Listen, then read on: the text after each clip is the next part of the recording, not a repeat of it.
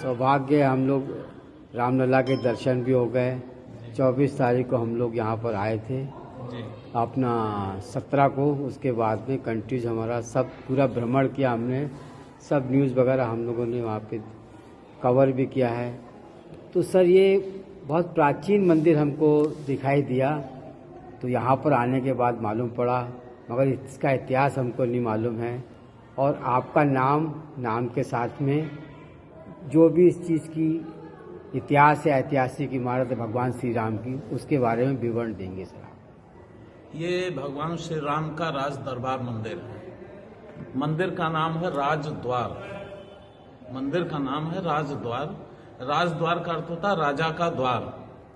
कभी त्रेता युग में इस राजद्वार से लेकर राम जन्मभूमि तक भगवान राम और राजा दशरथ का महल हुआ करता था जी।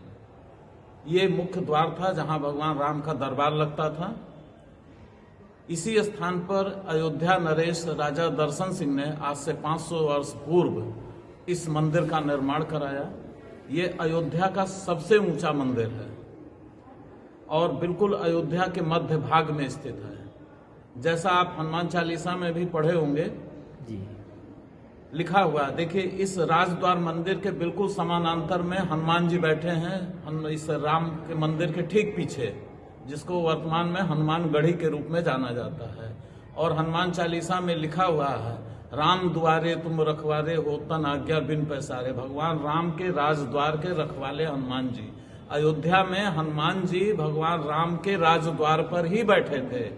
तो ये राजद्वार और राजद्वार के बिल्कुल समानांतर में हनुमान जी बैठे हैं। और आप इन्हीं हनुमान गढ़ी और राजद्वार मंदिर के मध्य से होकर जब अंदर प्रवेश करते हैं तो 100 मीटर की दूरी पर दशरथ महल, महल का वह हिस्सा जहां राजा दशरथ बैठते थे, वो वर्तमान में दशरथ महल के नाम से जाना जाता है। और दशरथ महल से पीछे 100 या 150 मीटर पीछे जाएंगे तो आपको मर्यादा पुरुषोत्तम भगवान राम की जन्म स्थली, जहां भव्य मंदिर बना, 22 जनवरी को प्राण प्रतिष्ठा हुआ, वो आपको राम जन्मभूमि। दशरथ महल के आप दूसरे तरफ देखेंगे, मात्र 50 मीटर की दूरी पर कनक भवन, जिसे माँ कैकेयी ने सीता जी को रहने के लिए दिया था, उसको मध्य प्रदेश के ओरछा नरेश ने एक मंदिर के रूप में कनक भवन मंदिर बनवाया। तो ये राजद्वार, हनुमानगढ़ी, दशरथ महल, राम जन्मभूमि और कनक भवन, ये पूरा क्षेत्र आज भी इसको रामकोट क्षेत्र कहते हैं। रामकोट वार्ड के रूप में जाना जाता है। कभी त्रेता युग में ये पूरा एक महल हुआ करता था, अब वर्तमान में सब अलग अलग मंदिरों के रूप में। राजद्वार से राम जन्मभूमि तक ये पूरा रामकोट क्षेत्र है आज भी। इसको आप जब सरयू से स्नान करके, उत्तर दिशा में सरयू बहती हैं जी, जब आप सरयू से स्नान करके मुख्य मार्ग से ज्यों ही आप रामकोट क्षेत्र में प्रवेश कर रहे हैं तो आपको सबसे पहले राजद्वार मिल रहा है। और राजद्वार के ही समानांतर में हनुमानगढ़ी, जो हनुमान जी का मंदिर है। हनुमान जी एक किले के ऊपर बैठे थे, भगवान राम ने उनको आशीर्वाद दिया था, चारों युग प्रताप तुम्हारा है, प्रसिद्ध जगत उजियारा। कलयुग में हनुमान जी अयोध्या के राजा के रूप में जाने जाते हैं। इसीलिए कोई भी आता है पहले हनुमान जी का दर्शन करके आशीर्वाद लेकर फिर भगवान राम के अन्य मंदिरों में दर्शन करने के लिए जाते हैं। ये भगवान राम के राज दरबार के रूप में जाना जाता है। हनुमान जी सेवक के रूप में थे, हनुमानगढ़ी के रूप में।